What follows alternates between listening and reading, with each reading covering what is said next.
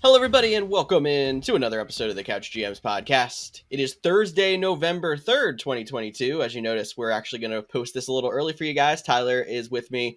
He got on a little bit early with me. So, Tyler, how you doing right before Thursday Night Football? I'm doing pretty good. Still a little disappointed that the Eagles aren't playing anybody. But it's fine. They're going to get another easy win today. Hopefully, hopefully the Eagles can carry over those winning ways into Philly and help the Phillies win today. Take a 3-2 advantage on the Astros.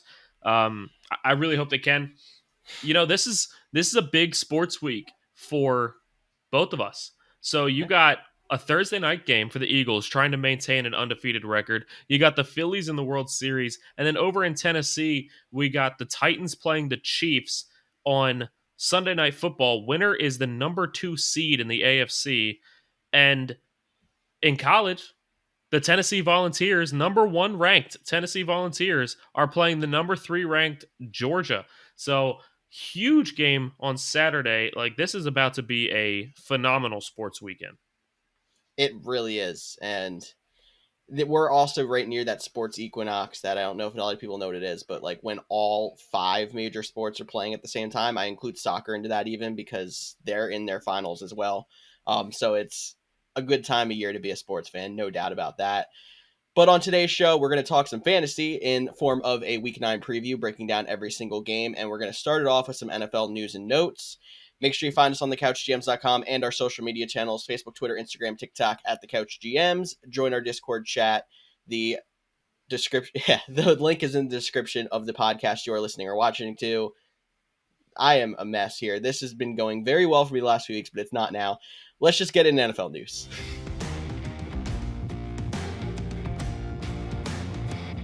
NFL news got to start off with trade news on a historic NFL trade deadline day. 12 players being moved on deadline day alone is an NFL record. And if you count in the couple of trades that happened the few days before, there were some huge names being moved. And we're going to kind of try to narrow this down to some of the fantasy relevant trades because, I mean, there's some big defenders on the move, but there's too much for us to talk about and still get to all of our games and breakdown. So I'll start off with the Indianapolis Colts trading away Nyheim Hines to the Buffalo Bills for Zach Moss and a pick. And let's just go right to the Bills side because I don't think Zach Moss is going to be too much in the mix there in Indianapolis, at least for the most part. I mean, if Jonathan Taylor continues to miss practice and ends up missing some time, Zach Moss could actually end up, getting some playing time. Like, I know they have the rookie Jackson that they really like.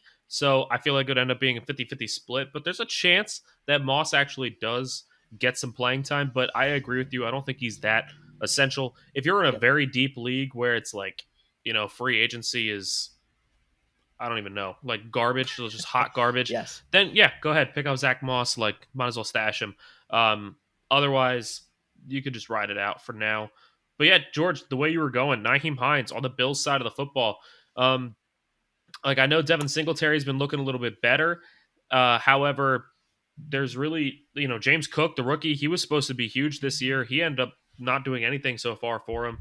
Nyheim Hines, the biggest thing about him is he is a pass-catching running back.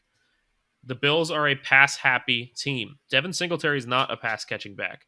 So Nyheim Hines could end up getting a decent amount of playing time because of how much the Bills like to throw the football. And if he becomes one of the favorite targets of Josh Allen, he could end up being valuable. That being said, he's not a guy that I've gone out and picked up in any league yet. Interesting. I haven't. I think that he has a chance, to be pretty decent. But at the same time, it's like they have so many mouths to feed in that backfield. They have so many mouths to feed on that team.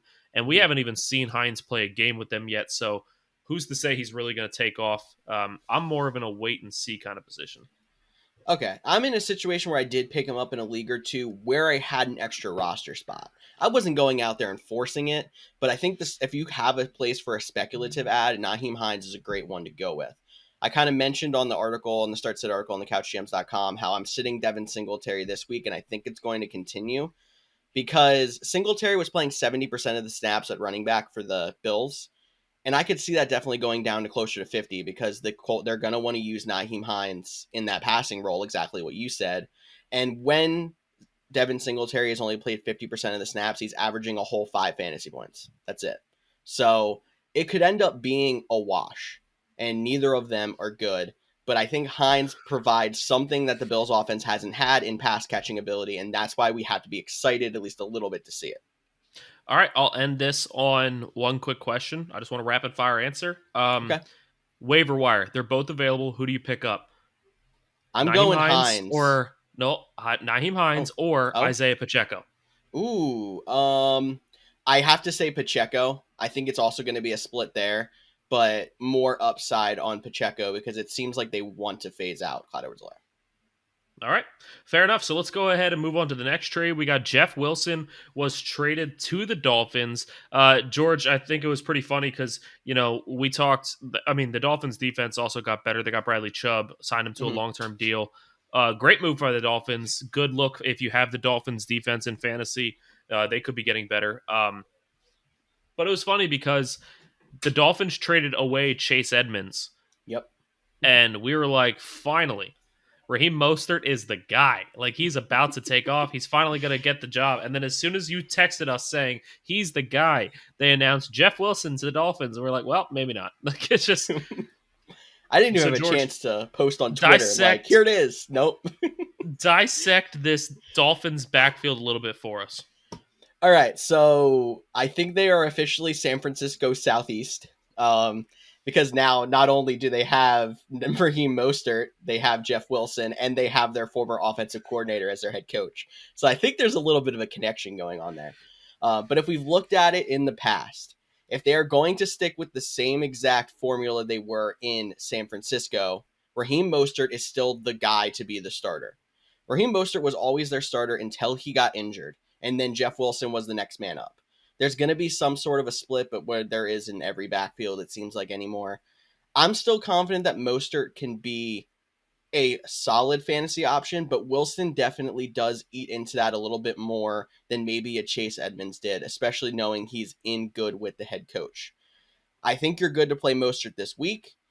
Maybe after that, I sit on him for a week or two and make sure Wilson doesn't eat in too much. But I think in the long term, it's going to work out that it stays Mostert as long as he stays healthy.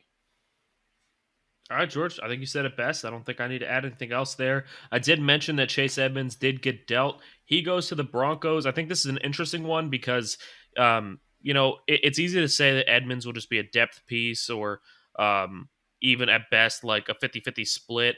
But honestly, we haven't really seen anybody step up in the Broncos backfield since Javonte Williams went down. We thought it would be Melvin Gordon. Melvin Gordon's even shown flashes, but the Broncos seem to be phasing Melvin Gordon out of their offense, and he was getting very frustrated about it. So there's a chance that Edmonds does end up taking some of these reps. So again, if you're in a deep league where it's hard to find good players on free agency, take a chance on Chase Edmonds.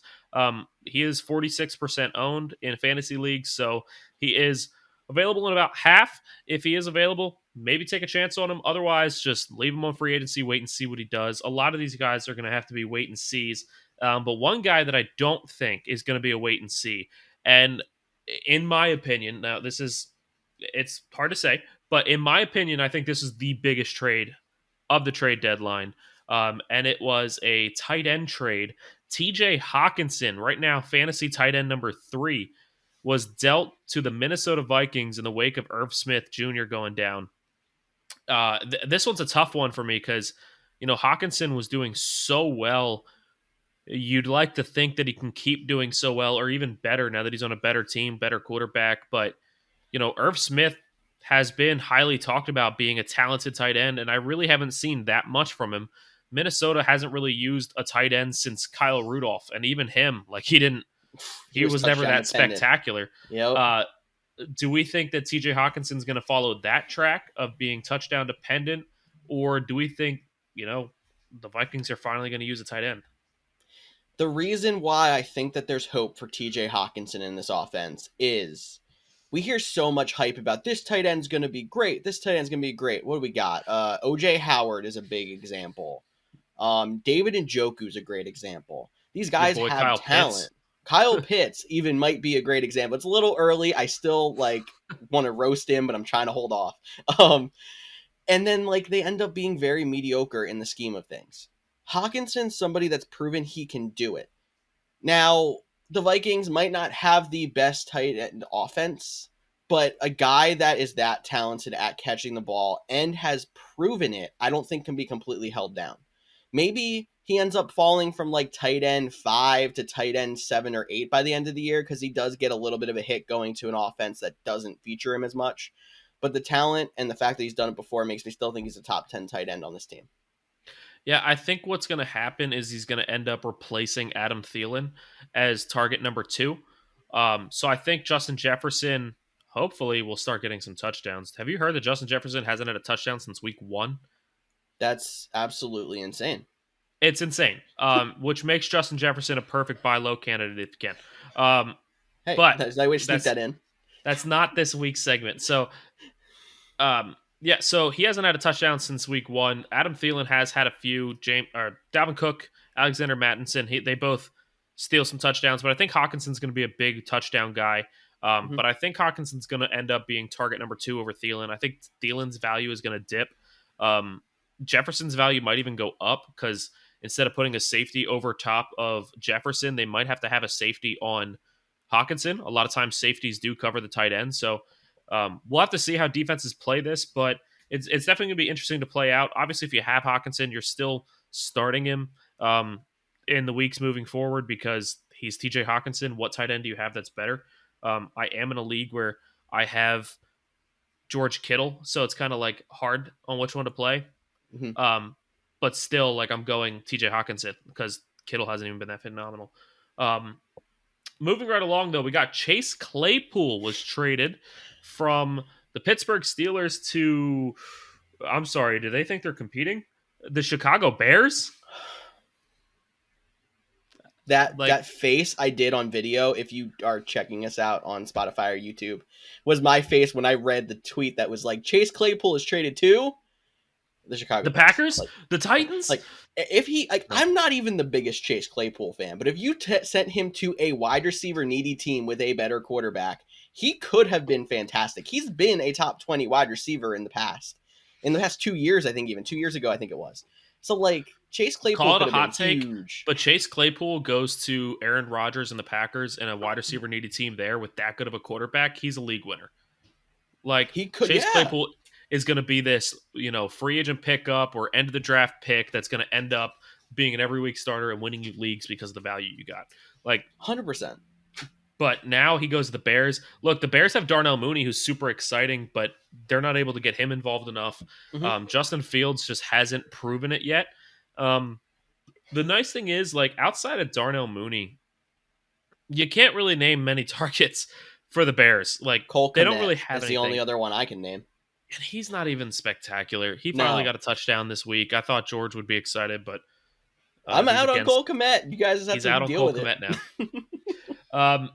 But no, like, I think Claypool being there is going to open up the defense a little bit more. The two-headed backfield of Montgomery and Herbert. Now you got Mooney and Claypool on the outsides. Cole Kmet is even a decent option at tight end. So I feel like they do have more weapons. It's going to open up the defense a little more. Maybe that helps Mooney's out. Maybe that helps Claypool out. I'm not sure. But either way, Claypool was a bench player before this. He's a bench player now. Just stash him, hold him, hope he takes off. If he doesn't, you're going to cut him in a few weeks. This one's not really fantasy relevant for this year, maybe dynasty relevant, but we have to throw it in there because it's just funny.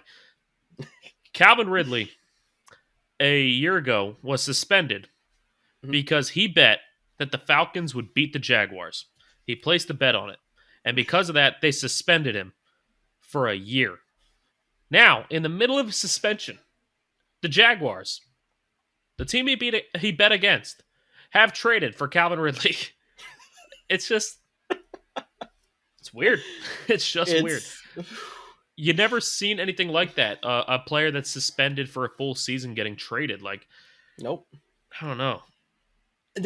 On top of that, even the trade terms on this trade, I couldn't tell you them if I was reading them. It's like Calvin Ridley for fifth and fourth in 3 years if he plays this, third if he gets signed to a long-term deal, fifth if it's that. It's ridiculous. It looks like somebody's trying to do long algebra, like long division or whatever, on a freaking trade term sheet.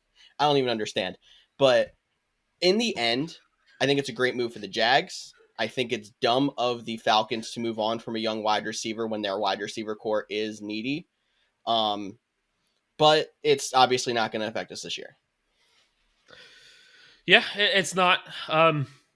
He is still a talented receiver. I think he's easily forgotten. So we'll see if he can do anything. The Jags offense has taken a step forward this year. The last one in the trade segment is somebody who was not traded, and that's Brandon Cooks, somebody we were really expecting to get traded. I know DJ Moore is another guy we were expecting to get traded. Cam Akers was expected to get traded. They didn't get moved. But the biggest one to me is Brandon Cooks, because Cooks is pissed. Cooks wanted out. He was hoping to be traded. And now that he's not traded, he is talking about sitting out games, not playing, not practicing. He wants to be released. Now, I don't know if the Texans will grant this or not. Depends on cap situations. I mean, they never released Deshaun Watson. They kind of stuck it to him and said, you sit on the bench, you. But we'll see if Brandon Cooks gets cut. If he does, that's a very talented receiver hitting the free agent market. And teams like the Titans, teams like the Packers, teams that need a wide receiver could go out and get a guy like Brandon Cooks, and he could be an immediate impact player. Yeah, agreed. Like, this is a situation that you could see someone making a splash move after the trade deadline. I think he would probably even vault Odell Beckham as the top receiver available on free agency if he does get cut.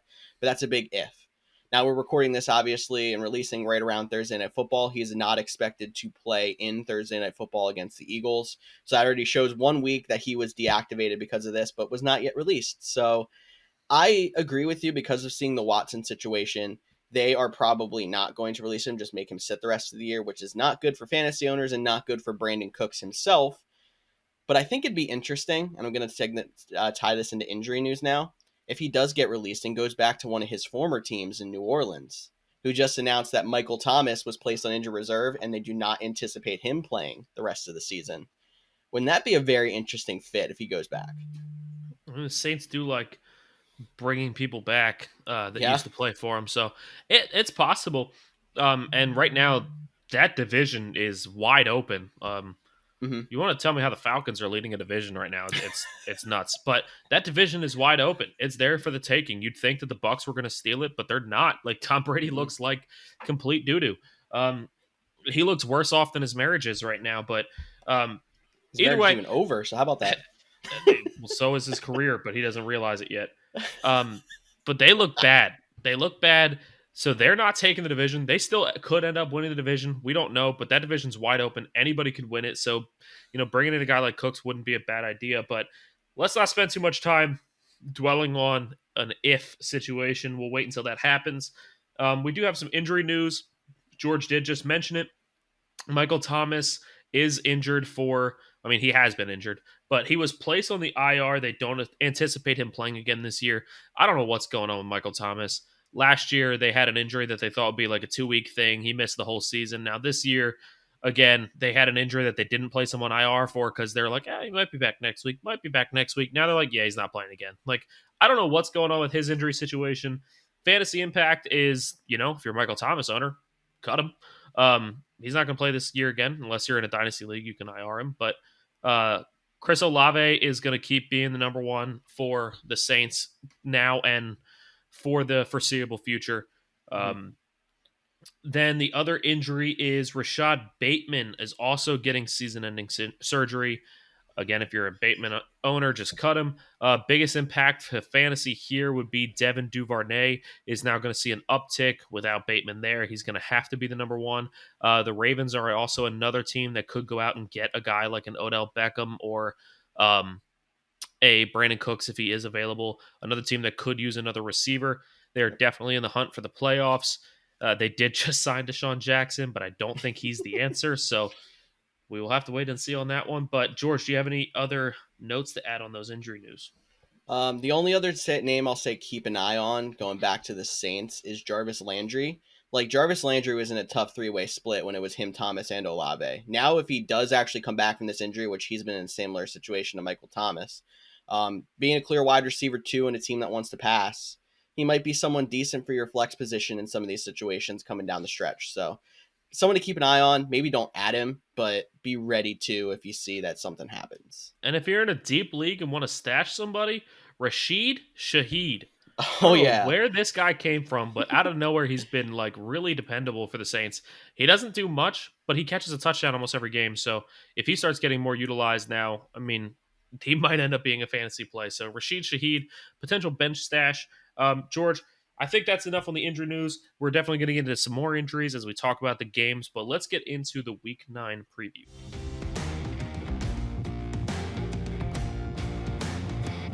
And on top of all of these injuries and trades and everything else, this is the biggest bye week of the year. Of the year. Wow, I'm still struggling for my intro. 6 teams on bye this week: Cleveland Browns, Dallas Cowboys, Denver Broncos, New York Giants, Pittsburgh Steelers, San Francisco 49ers. A lot of holes to fill in lineups. I've already seen at least 3 screenshots from friends and text threads that are like, my entire bench is buys and injuries this week. So not a lot of options to go around. But we're going to try to find you a couple of sleepers here and try to help you navigate through some of these injuries, starting off with those division-leading Atlanta Falcons hosting the West Coast team coming east in the Los Angeles Chargers. And yet again, Keenan Allen did not practice on Wednesday. I do not believe he practiced on Thursday as well. He practiced earlier in the week. They expected him back this week, and then he suffered a setback. And now they Second don't one. know. They don't know when No. he'll come back. At this point, he might end up missing the season because he can't seem to get healthy. I also don't understand how he's not on IR. I mean, he's missed this much time already. Like, I think now that he suffered his second setback, I would not be shocked to see him go on IR. They need to completely shut him down for 4 weeks instead of trying to ramp him back up too early and have him re-injure that hamstring again. Hamstrings for some people are very problematic, and this seems to be one of those situations. We also obviously are dealing with the no Mike Williams because he is on injured reserve. So this is a big place where people are trying to find some wide receiver help. Josh Palmer is the big one that's being added on waivers. I mean, the matchup's good. I'm not necessarily someone who's trying to go for that, but where are you on Josh Palmer?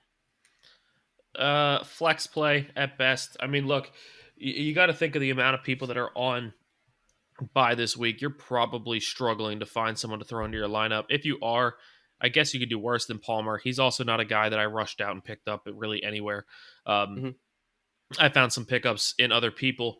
So yeah, that's kind of where I'm at on Josh Palmer. Also on the Chargers side, you got obviously Justin Herbert's in your lineup. Obviously Austin Eckler's in your lineup. Any other big names you would throw into your lineup here? Gerald Everett's pretty much in my lineup every single week now, being like tight end 7. Yeah. So yeah, Another depth tight end, like one of those guys where it's like there is nobody else out there. The Atlanta Falcons side, I'll say with all those bye weeks, the person I'm most frustrated with being on bye, Dak Prescott, because he has not been on IR that whole time. So the entire time he was injured, you were stashing him on your bench, waiting for him to come back. Maybe you dropped him, picked him up, whatever you had to do. He finally comes back, and now he misses a week for bye. So you're right back to, oh, great, here I go, trying to find another quarterback again. Most frustrating. So if you're looking for a quarterback, Marcus Mariota's actually quarterback 9. Mm-hmm. Quarterback 9 in fantasy right now. He is a top 10 fantasy quarterback, and he is not owned in most leagues. Like, he is a free agent pickup almost everywhere. So yes, he doesn't throw as much as you'd like. He doesn't have the weapons you'd like, but he has the legs. He's proven it time and time again.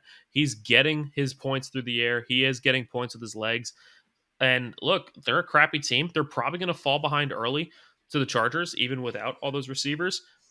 When you play from behind, you throw a lot, and that's what happens. So Mariota's going to get his. I think you could do worse than Mariota this week.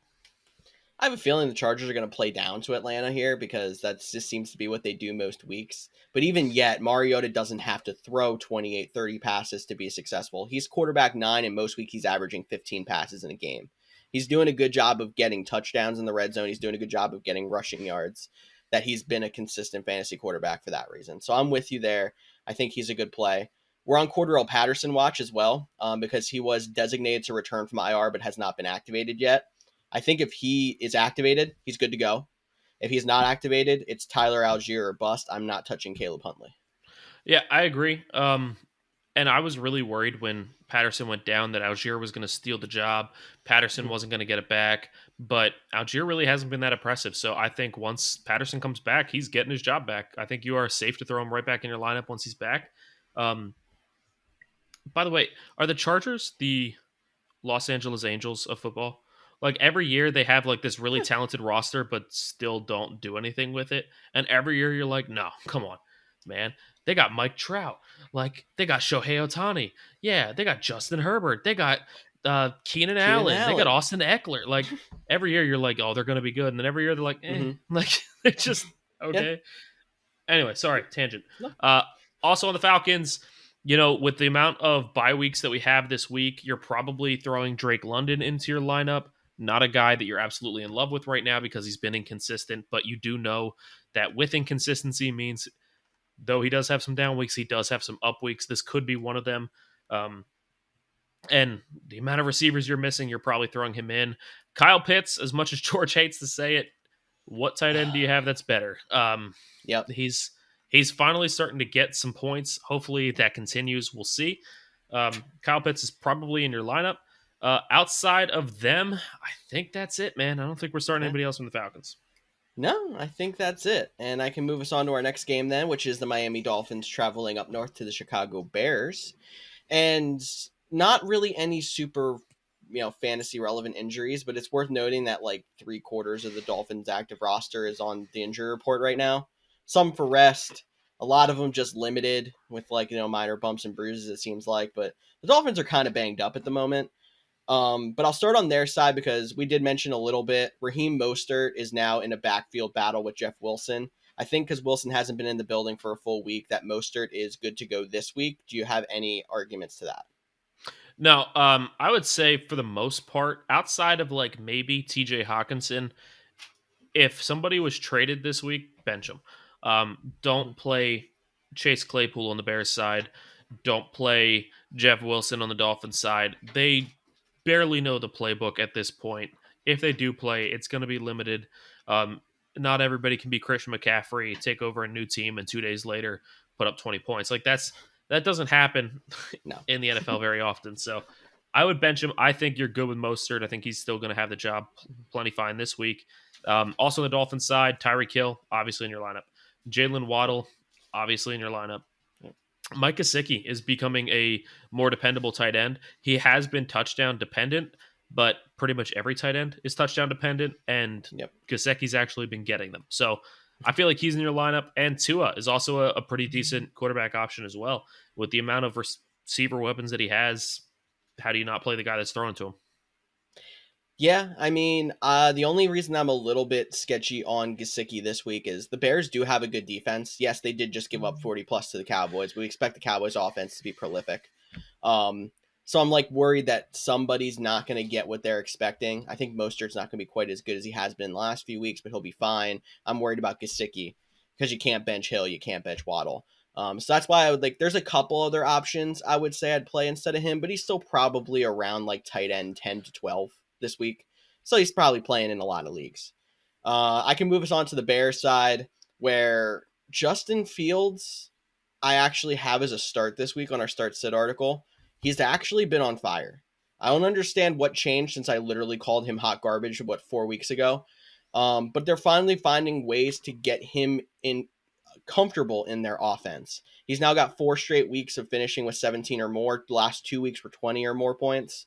Dolphins defense, not exactly amazing. And I don't know if there's many weapons I would play around him, but I like Justin Fields. I would say that the thing that helped him was they probably took some notes from somebody else in their division, and that's the Packers. They probably heard Aaron Rodgers talking about how they need to simplify the playbook.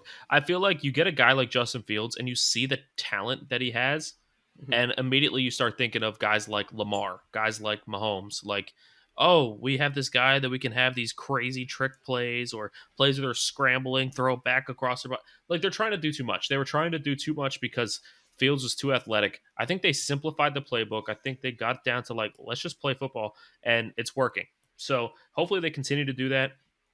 It is definitely working for him. He still doesn't look like he's lighting the world on fire, but he's getting it done, and that's what Yep. matters. Um, Anybody else on the Bears side of the football? I mean, you got the running backs. I would play Montgomery, wouldn't play Herbert. Um, Yeah, as a flex, that's where I'm at. You might be desperate at running back and have to play someone like Herbert. But yeah, basically trying to stick with Montgomery at a flex. I'm still not playing Mooney. I know you're the Mooney fan. You can tell me if it's otherwise. And like we said, avoid Claypool. I cut Mooney in a lot of leagues, so my Mooney love has gone down this year. But I think that's enough about that game. Let's go ahead and move on to another one. We got the Carolina Panthers at the Cincinnati Bengals. Chuba Hubbard limited in practice, and Jamar Chase did not practice. Most likely will miss some time. I'm going to start on the Bengals side of the ball Okay. because there's one guy that's not getting talked about enough, and that's Tyler Boyd. Um, So I was gonna Tyler guess we're Boyd good. has been really good this year. Nobody talks about it. You think of Jamar Chase, and if you think past Jamar Chase, you immediately go to T. Higgins. But like Yep. Tyler Boyd's been good, and with Jamar Chase out, Boyd is gonna be solid yet again. I feel like if you have Tyler Boyd, play him. Like I'm not even saying Mm-hmm. like yeah, you could think about flexing. No, play him. Put him in Yep. your lineup. I'm sure he's better than what you got. If he's not better than what you got, then you're cheating or your league sucks. So you don't even need to listen to this podcast at this moment. But uh, yeah, no. So I think that Tyler Boyd's a good option. I think if you have Joe Mixon, you're playing Joe Mixon. If you have T. Higgins, you're playing T. Higgins. If you have Joe Burrow, you saw what happened last week. You're kind of scared. You're a little stressing it right now. I'm still playing Joe Burrow. It's the Panthers. They're not that great. So Yep. I think they're going to have a big bounce back week. I know last week the Bengals looked scary bad, and you're like, oh my God, what is happening? But it was a divisional game. Divisional games always act weird. Yep. This one's not divisional. I think the Bengals are going to bounce back. They're going to have a good game. George, you want to break down the Panthers side of the ball? Sure thing. I'll do my best. Don't get super hyped up on the PJ Walker love. Like I think PJ Walker's playing solid. He's going to keep the job, but he is not someone you should be starting in fantasy. I don't think at least this week. The Bengals defense is pretty good against quarterbacks. But DJ Moore, the hype is real there. DJ Moore has finally figured something out in this offense. He's got a good connection with PJ Walker, who's been there for multiple years now, even if it's as a scout team quarterback. He's got to be back in your lineup pretty much every week, especially in a bye week and injury week like this. The running backs are where I'm tripping up because we saw how great Donta Foreman looked. He is right back to that form he was in Tennessee when he was filling in for Derrick Henry last year. And they still technically did name Chuba Hubbard the starter 2 weeks ago. Obviously, Hubbard did not play last week. There was nothing to worry about. Hubbard has a good chance of coming back this week. There's going to be some kind of a split. There's a chance both of them are fantasy relevant because they were 2 weeks ago. But who do you think is the actual person who's going to get the couple extra touches? Who is your safer start between Hubbard and Foreman? Foreman. I'm all We in on flipped. Foreman. I think You're all in on Foreman is. Foreman. I think all in on Foreman now. Like I thought it was going to be Chuba in the beginning, but I'm all in on Foreman now. I think Foreman's the guy. I'm glad because he deserves it. Honestly, I heard comments by the commentators, and I'm going to flat out say this is ridiculous, but I'm going to tell you anyway because I'm a hot takes guy, so I got to relay the hot takes to you. But the commentators during the game were saying Dante Foreman is basically Derrick Henry. They were saying they're the same guy. They were like, he's just as good as Derrick Henry. First off, no. Um, no, he's not. But like, he's very good. He has a similar build to Henry. He has a similar play style to Henry, and it's working. It was Yeah. definitely working for them. I think Foreman's a guy. I think he's going to be phenomenal moving forward. I feel like you got to play him if you have him. But that's enough on a shitty team. So let's go ahead and move on to Oh, now you got to bleep that. My bad. Move on to the Green Bay Packers at the Detroit Lions. So one of these teams is, an offensive powerhouse that's putting up big points. And the other one's the Green Bay Packers. So what do we got here? Honestly, I was not even. I was just kind of glazing over for a second there, like, oh yeah, I'll just wait for him to bring me in. That was a great joke. I'll start with the Packers side, the team who is not clicking on offense, who has probably less fantasy weapons at this point. Alan Lazard and Aaron Rodgers were both limited participants in practice. I think both of them are probably going to be good to go, unlike Christian Watson, who did not practice and has a concussion. But Lazard might have lost his wide receiver one duties to one Romeo Dobbs. And I'm going to go ahead and quote the Hot Takes man himself from our Tuesday show, where he said, Aaron Rodgers had a smile on his face for the first time after he threw that touchdown pass to Romeo Dobbs. So if they get going, Dobbs and Lazard both might be fantasy relevant guys, but call me crazy. I am putting Dobbs ahead of Lazard on rankings this week if they play. I would rather play Dobbs and try to avoid Lazard. Yeah, I mean, I'm right there with you. I think Romeo Dobbs is the future of this team. I don't know what it is with the Packers drafting two receivers in the same draft, and the one that was drafted later is always the better pick. I don't understand it, but it happens all the time. Anyway, tangent. So yeah, Dobbs. I feel like you're playing this backfield frustrates me. They're both super talented. Yeah. You've heard my rant before. If you haven't, go back and listen to it. It was definitely insightful, frustrating, whatever it is that you want to say. But Aaron Jones should be the starter. He should be getting the bulk of the carries, the bulk of the usage. AJ Dillon should be a change of pace only. Um, but neither one of them are being used to the way that we would like. How confident are you starting either one of them right now? I will say though that Aaron Jones actually did get a fairly decent workload last week. Like AJ Dillon still getting more touches than I think we would wish as Aaron Jones owners. But Jones had the ball in his hand 24 times, 20 carries, 4 receptions. So if he gets that kind of usage, I almost don't care if they use AJ Dillon 10, 11 touches a game. But this team is finally starting to realize that the running backs are the best part of their team. And it's opening up the passing game a little bit. You saw Romeo Dobbs have the good game. Robert Tunyon's getting 5 catches in a game now. Like, it can only get better for them if they keep doing this, and Aaron Jones needs to be a workhorse. I hope that this production keeps up, and Aaron Jones is a solid play in my lineup still. A lot of people are probably going to have to debate AJ Dillon this week. I would not, considering he's getting 33% of the touches when you look at that breakdown, but you may have to. I don't know. Yeah, I mean, I hope that Aaron Jones starts taking the step forward that he deserves. He definitely needs it. He deserves it. He's so talented. He's such a big part of this offense, and he's part of an offense that like doesn't have any weapons anyway. Like they have Dobbs, who's starting to come across, but um, I don't know. It's frustrating. Mm-hmm. I'll move on to the Lions side of the ball. I think that's enough on the Packers. I mean, there's really nobody else. Like even Aaron Rodgers, I'm not playing Yep. anymore. On the Lions side of the ball, we did have that DeAndre Swift did not practice. However, their recent practice report just came across. Swift did practice in a limited capacity. Um, if you're a Swift owner, try not to freak out about him not practicing in the first practice of the week. Mm-hmm. There's certain players that just don't practice the first practice back, especially if they've been nursing injuries. He could be one of those guys. He is still battling an injury, so watch closely to make sure he is playing. But if he's active, Swift is so talented. He's in your lineup. I don't care. Like Jamal Williams is going to piss you off and steal all the touchdowns, but Swift is still so valuable. You have to be playing him. Josh Reynolds is also limited in practice. Another like potential flex play. I feel like if you're streaming quarterbacks, you could do worse than Jared Goff. The Hawkinson's gone, so there's really he's not someone to play anymore. There's really no other tight end that I would rather have from the Lions to pick up or anything. And receiver wise, I mean, George, who we starting at receiver? So Amon-Ra St. Brown is the guy still. I just wanted to hear you say because I know because that's your favorite guy. Oh yeah, he's my guy, man. But Josh Reynolds, if he goes, is definitely a sneaky play at a flex now because of Hawk being gone. I feel Yep. like there was always one receiver deep in Detroit, despite their powerful offense, because of having Hawkinson there.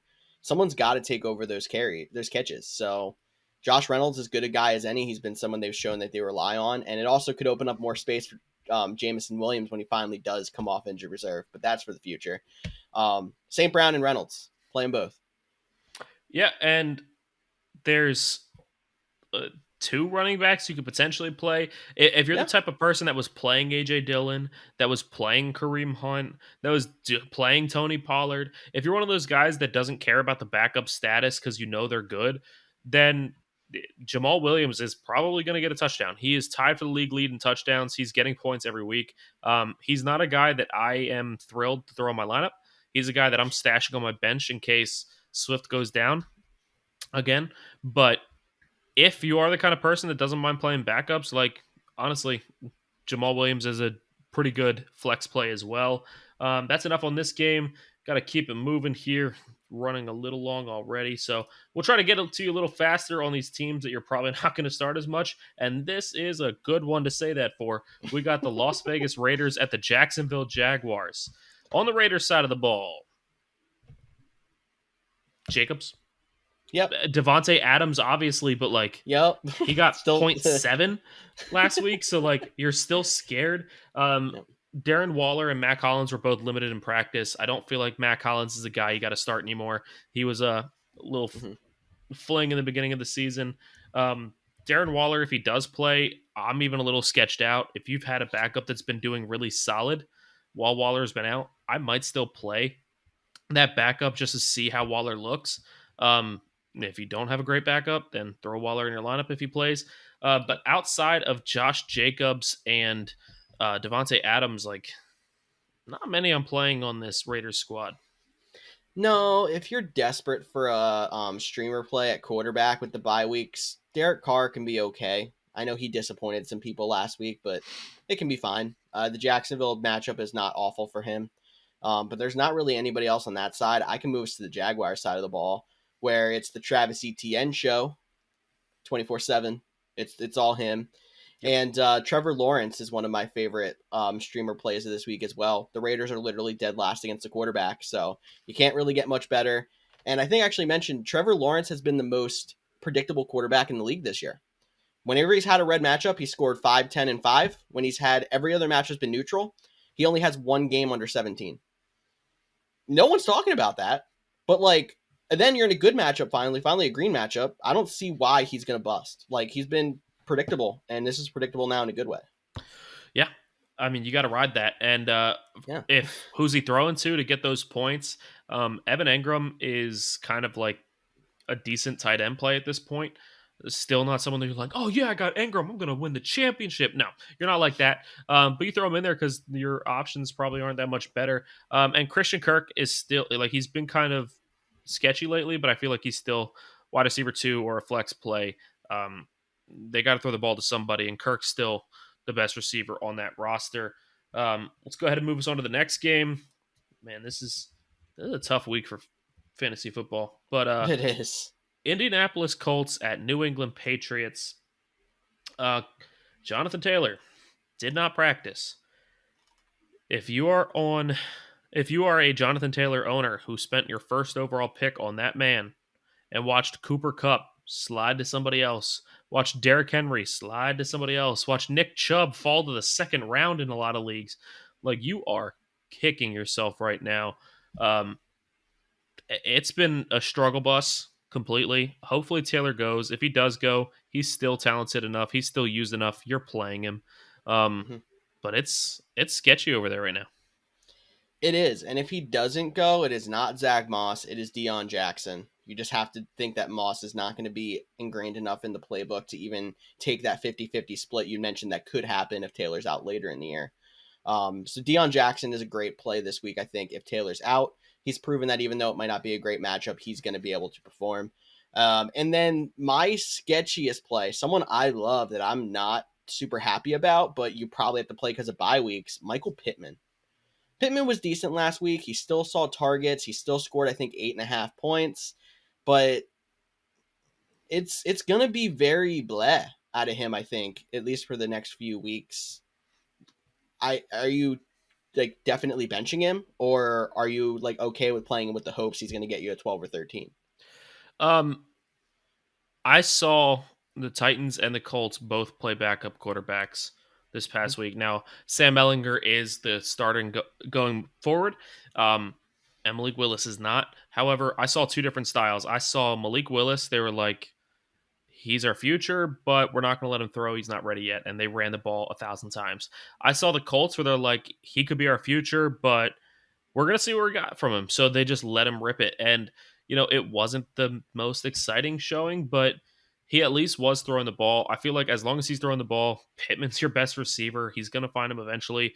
I'm not saying he's a wide receiver one. I'm not saying he's a definite play, but he is probably at least a flex play for me. I'm not benching him yet. Okay, I do like that. And then we can move over to the Patriots side of the ball where Damian Harris is currently not practicing on Thursday with an illness. The fact that it says illness means they might just be letting him rest up and he could be good to go for this weekend. But if he doesn't go, it's another Ramondre Stevenson pound the play button. You're probably playing Stevenson anyway, but he could end up getting a big boost if there's no Harris there. Devontae Parker, we do know, is out for a few weeks with a knee injury, so that's just even more reason to go out there and play. Why am I blanking so hard? Jacoby Myers. I don't know why that took me so long to pull out from my brain. And Jacoby Myers has been one of the more consistent wide receivers. He's turned into the Brandon Cooks this year. And the biggest hit was always he can't score touchdowns. And he's got 3 touchdowns in his last 4 games now. So maybe he's turned the corner. And this offense is starting to work around him a little bit in the pass game. And it's good to see. Yeah, you could easily be like, no, I'm still not trusting Jacoby Myers. Like, okay, until you drafted Allen Robinson in the 4th round, Yeah. until you have Drake London who puts up 10 or puts up 0, until you have Cortland Sutton who has 3 consecutive weeks of combined of 10, not even. Like, there's big star receivers that just aren't performing. Like, you probably need somebody to throw in there, and you could do worse than Jacoby Myers. I know that's like my thing to say on this is you could do worse, but you could do worse than Jacoby Myers. So I don't hate the play. I do think I can say I am at least at the point where no matter what, no matter who's playing, Stevenson's in my lineup. I feel like Yep. he's taken the job. It's his. Um, I'm so happy about it too because you can go back, listen to the early podcast in the preseason. And I was like, Damian Harris is getting drafted as the number 1, but Stevenson's going to be the number 1. Take him.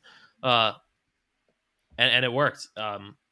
Stevenson is performing so well. He is the running back to go to. Harris is still getting his usage. He's still going to be a good play. I don't think we're going to use either of these tight ends, Jonnu Smith, Hunter Henry. They're both touchdown dependent, but the issue is they split it. Could be one week, could be one the other week. So I'm not using either of them. Mac Jones, nope. If it ends up being Bailey Zappi, nope. Nope. Not using either quarterback. Could be both. I think you got it. It's Stevenson and it is Jacoby Myers. That's it. Yep. And I think that pretty much wraps up Colts Patriots. I can move us on to the Buffalo Bills traveling to the New York Jets. And I'm going to start with the Jets because I'm just going to go out and say it. I don't like playing anybody on the Jets this week. Bench them all. Bench everyone? Bench everyone on the Jets. The only person who I'd even consider is Garrett Wilson. And against the Bills, nah. Yeah, it sucks because the Jets' backfield has been honestly a source of light in fantasy, but last week, like, I don't know who was the starter between Michael Carter and James Robinson. Like, it was it would be James Carter James Carter. Wow, it's It basically might what as well it be is. James Carter because they're getting basically 50-50. It was James Robinson for a full drive, and you're like, all right, this guy's got it. And then next drive was like Michael Carter. Like, oh, okay. Oh, never mind. Michael Carter's got it. And it was like, it's Michael Carter again. Like, all right, 2 drives of Michael Carter. Here we go. James Robinson. Like, all right. So it's like, Yo. it's annoying. I don't know who the running back is. I would wait and see until one carves out a bigger role. Corey Davis did not practice. That sucks. That does open up the wide receiver room more because, Elijah Moore hasn't really been getting the love. If I'm going to play somebody on the Jets, it's going to be Garrett Wilson. I feel like the Jets are not going to get shut out. I don't feel like the Jets are going to put up, just 7. I feel like they're going to get at least 2 scores, even in this tough matchup. If somebody's going to be good, I feel like it's going to be either Garrett Wilson or Tyler Conklin, but I don't love the Tyler Conklin play. So if you need to play somebody at receiver, play Garrett Wilson. Otherwise, I'm cool with benching all Jets. All right, so we're not really in much of a different situation there. We can move on to the Bills side of the ball where it's pretty much play your regulars. You're playing Josh Allen. You're playing Stephon Diggs. You can pretty much play Gabe Davis. I'm not a big fan, I guess, of the Dawson Knox play this week. He's kind of just been a dartboard guy for a touchdown. He got a touchdown last week. Don't really see him getting two in a row, but you could do worse on the tight end dartboard. Um, the running backs are, again, where it's interesting. So Nyheim Hines comes in. They're probably going to give him at least a couple of plays. You know, he has the PPR upside with the catching the ball. Do you play Singletary? Do you play Hines? Do you play both or neither? Neither. Neither. I have not been a Devin Singletary fan, even when I start seeing him get points, because I know he finally gets 10, 12, 15 points. The next week, he's going to get two. I know it. So I don't trust Devin Singletary. I avoided him in every league. And now with Nyheim Hines there, I don't think Hines is going to have enough time to get acclimated with that playbook to really be a must start. And I don't think Singletary is trustworthy enough having Hines there to be like, yeah, let's start Singletary. If I have a Bills running back, I'm benching him.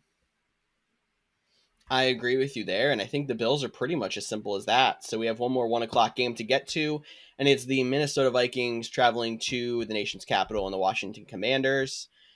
I'll start with the Vikings because you already did basically say TJ Hawkinson is good to go in your lineup right away. I would like to pump the brakes, and I did mention that in the article on the couchgms.com, but you might not have the choice too with everyone that's on bye. And Irv Smith obviously hit injured reserve, so that opens the door right up for TJ Hawkinson. I don't think there's anything really else to add with Hawkinson. You're going to start Justin Jefferson. You could start Kirk Cousins definitely here in this one as well. Dalvin Cook's in your lineup. Adam Thielen, I guess, is the only other question. Are you good with rolling with Thielen as a flex? Maybe like, Thielen's another guy that like I don't love. If I have to play him, you could do worse. But no, he's not a guy that I'm rushing out to start. I feel like I'm sticking with the classics. I'm sticking with JJF. I'm sticking with Dalvin Cook. If I am in a league where my tight end is the one that I have George Kittle and Hawkinson, I was like, crap, I have these two good tight ends, and then Kittle's by. I can't even play Hawkinson. Well, I'm playing Hawkinson. Like, I got to start him. I don't have another option. And I would rather start Hawkinson with a limited playbook knowledge than anybody on free agency because they're all hot garbage. So if you're in that kind of position, same as me, where the free agency sucks, and you're like, should I pick someone up? Don't. Just play Hawkinson. Even if he ends up only getting you two because he doesn't know the playbook enough, that's probably what a free agent would have gotten you anyway. So who cares? But if he does get more, if he does get 10 because he gets a touchdown or something, like, beautiful. That's what Hawkinson's capable of. Outside of that, man, like, yeah, Thielen's a potential flex play, but I don't love it. On the Washington Commanders side, do I have to? Do I have to play a Commander? I'll actually jump in front of you here. Okay. Don't play Robinson. Do play Gibson. That's my hot take of the week. Right. Because when Washington is in a close game or up, they want to pound the ball with Robinson no matter how good or bad it's going. Last week, obviously, they played against the Colts. They were down for majority of the game. They did end up coming back and winning. But you saw what they're going to do when they're playing from behind.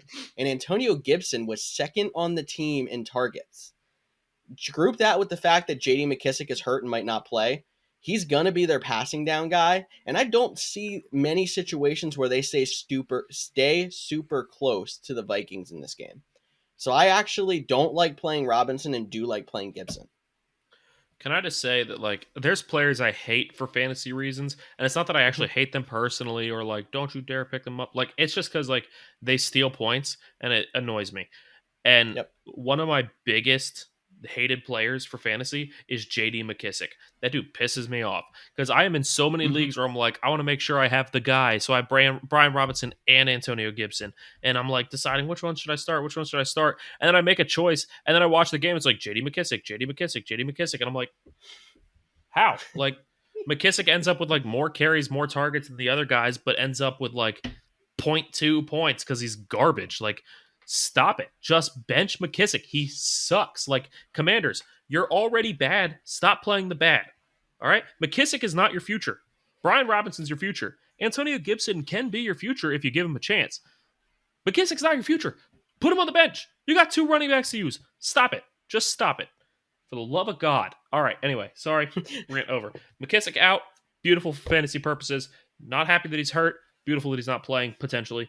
But I mean, I'm there with you. I think that Brian Robinson might be a guy you have to start because of the amount of running backs we're missing this week. I mean, you got Zeke out, you got McCaffrey out, you got some big dudes out that are probably holding you back.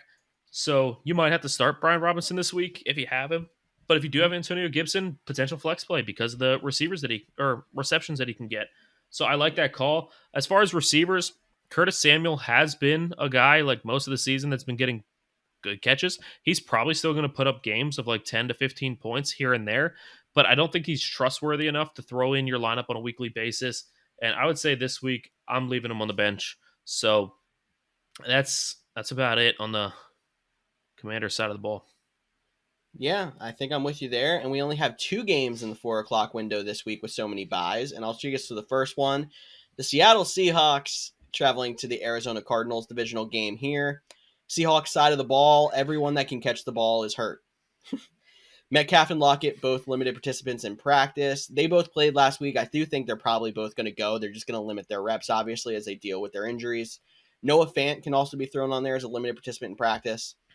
And Marquise Goodwin did not practice. He was a guy we expected to fill in if Metcalf missed time, which he ended up not missing time.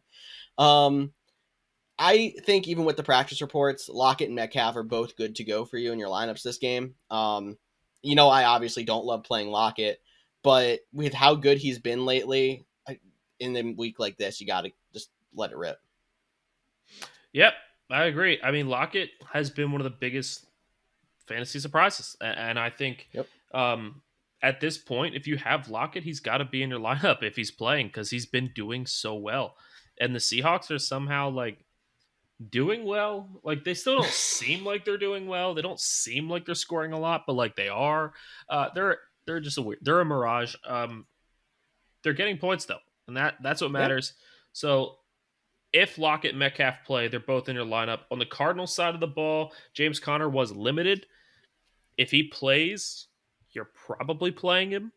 If he comes back fully healthy, Eno Benjamin might end up getting cut, or at least he's just a season stash to see if Connor can stay healthy because he never seems to stay healthy. And Darrell Williams also did not practice, not a huge deal. But on the Cardinal side of the ball, man, like I think DeAndre Hopkins is an every week starter now. He's D-Hop. He's what we were hoping to get. He's very talented. Even if he's not getting the points, like you watch him in game and he's getting these like sick one-handed catches and you're just like, oh my God, D-Hop, stop it. Like you didn't play this whole time. You're not supposed to be this good. You're supposed to be rusty. He's not rusty. He's good. Put Lockett or put D-Hop in your lineup.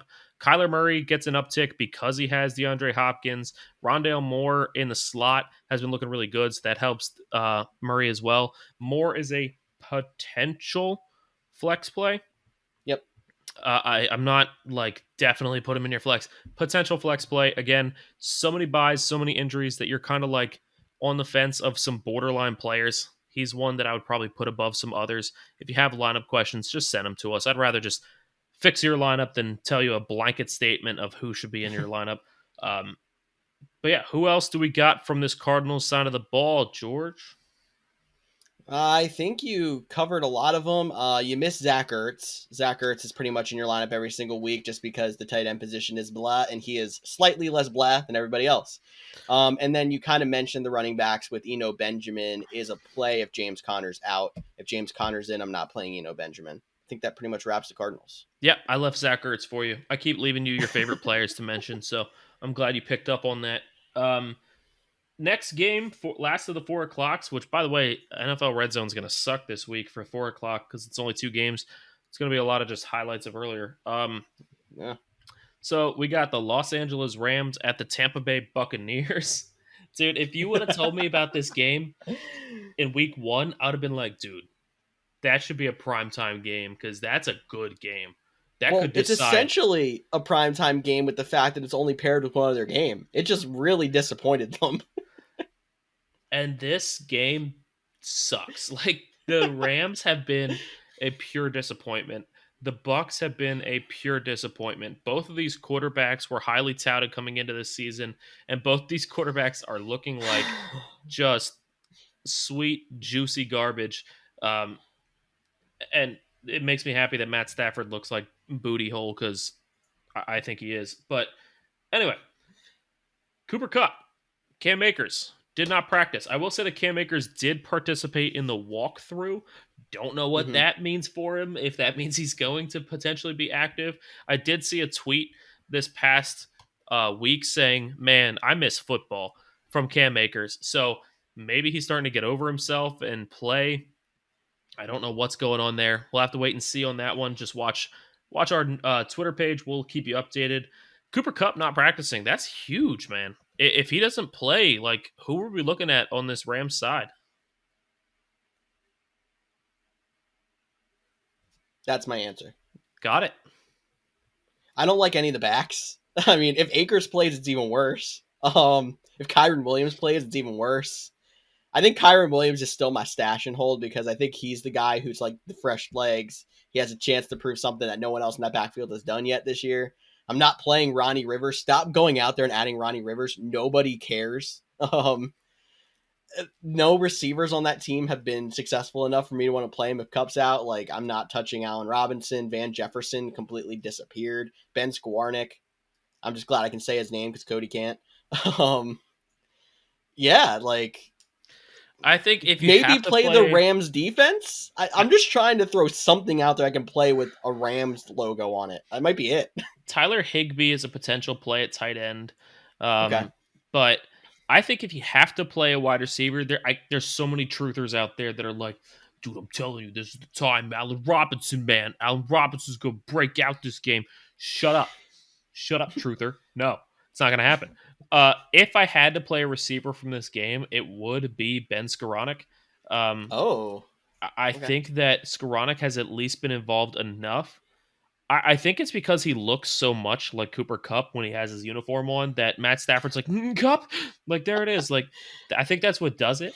So I think if Kupp is out, that could be the big target. Hopefully Kupp plays. We'll have to keep Yeah. monitoring that, but it's not looking good right now. On the They other do side of wear number 18 and number 10, so it is a it little looks the harder to same. see that way too. You got a point going. On the other side of the ball, Cameron Brate cleared of concussion. He was limited. Julio Jones and Russell Gage both did not practice, and Mike Evans was limited. You're starting Mike Evans. You're Yep. starting Chris Godwin. Yep. Uh, You're you're probably starting. starting Leonard You're Fournette. starting playoff Lenny. Um, I think that's it. Like I don't know. Bucks defense, especially without Cup, even with Cup, Bucks defense Yeah, back in my Rams are lineup. butt. Yes.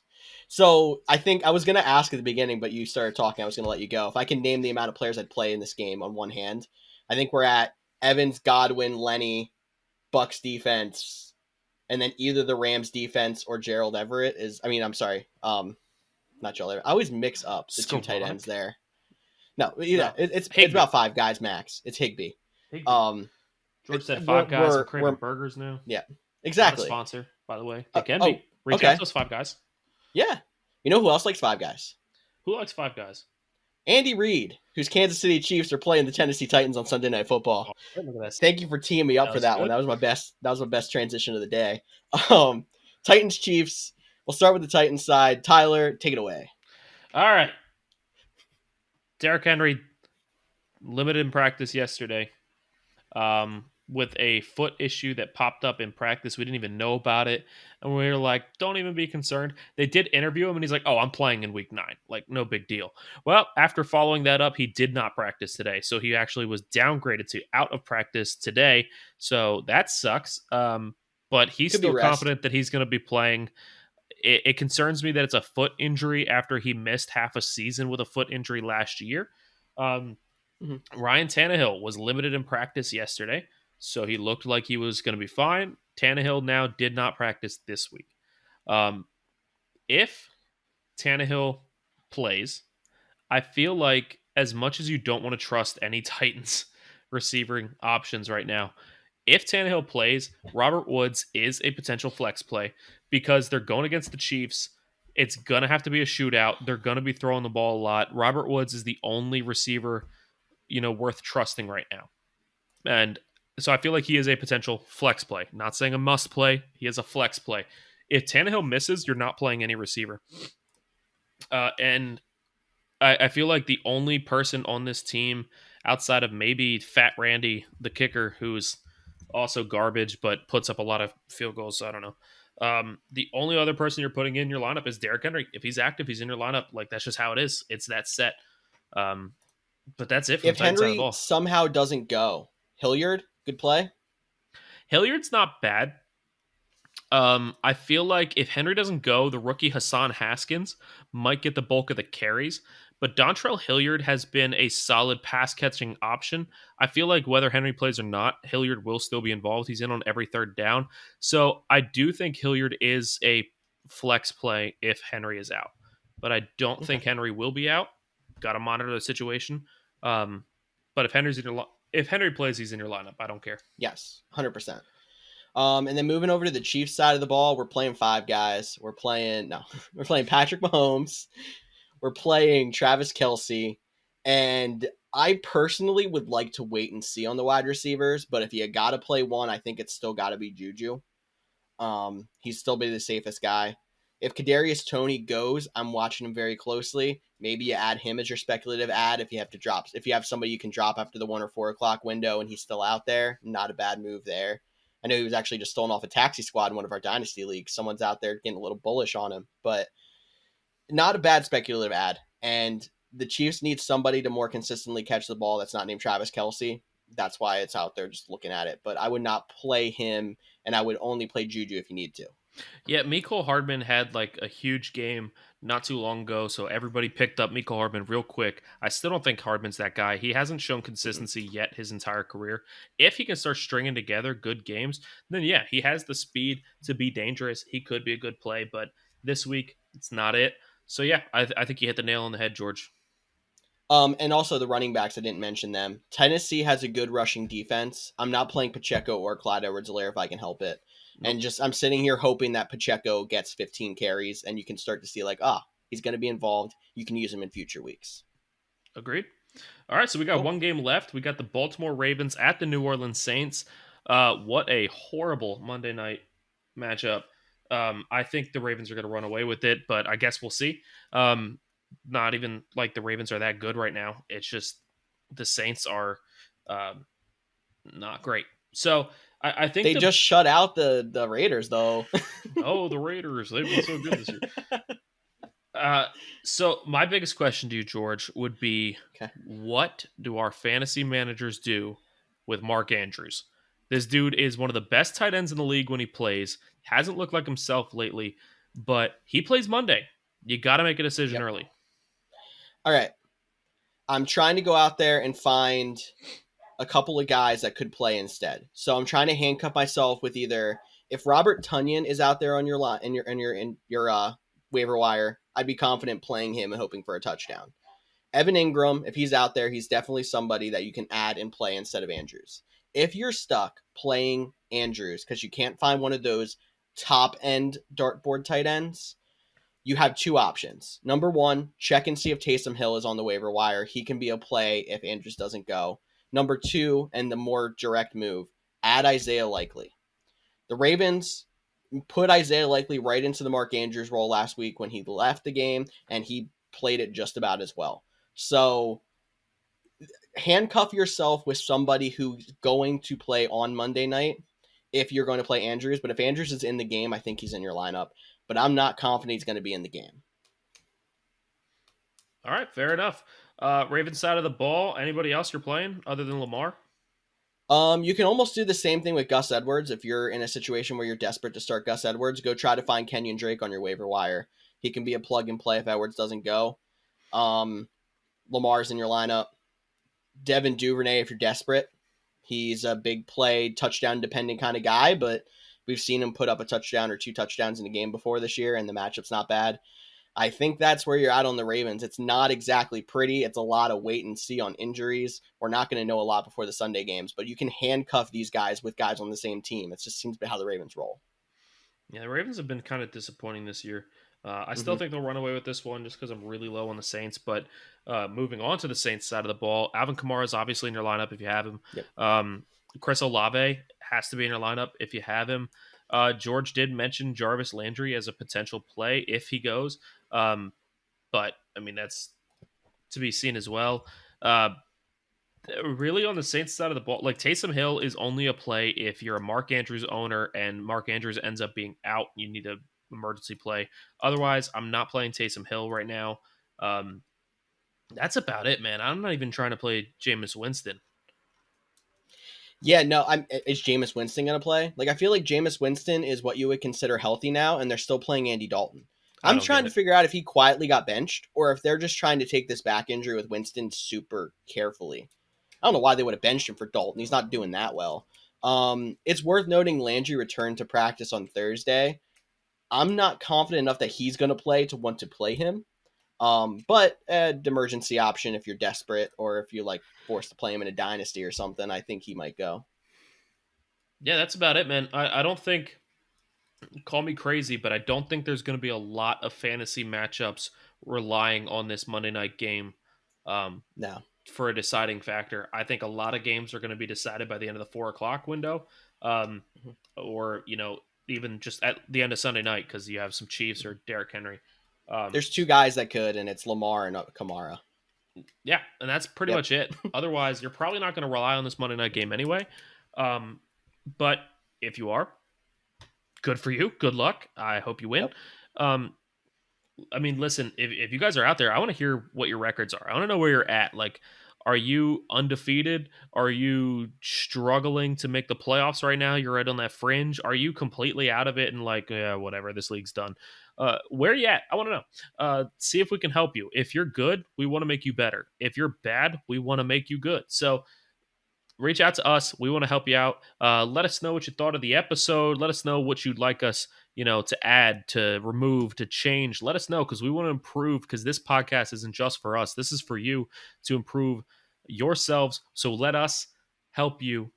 Uh, Either way, this podcast is so much more fun for us and more fun for you when you get involved. Yes, it is Tyler, the Bachelor himself. Cody will be back with us next week on our Monday show. But thank you all one more time for listening into the Couch GMs podcast. For Tyler Snyder, I'm George Kerth, and we'll see you all next week. Boom.